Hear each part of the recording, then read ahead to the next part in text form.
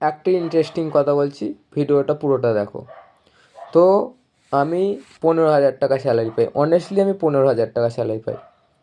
আমার একটা প্রচুর বড়লোক বন্ধু আছে, ঠিক আছে, প্রচুর বড়লোক। তো তার অনেক কটা বাইক আছে। কালকে সে iPhone 17 Pro Max কিনেছে। তো আমার সাথে তার দেখা হয়েছে।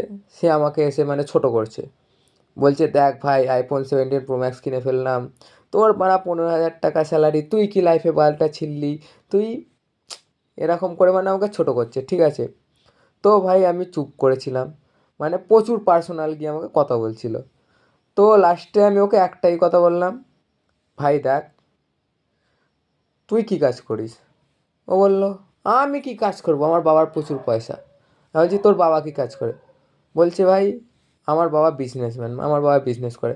তো বলছে ভাই তোর সাথে আমার কোনো কম্পেয়ার হয় না, ঠিক আছে, আর তোর সাথে আমার কোনো কম্পিটিশানও হয় না।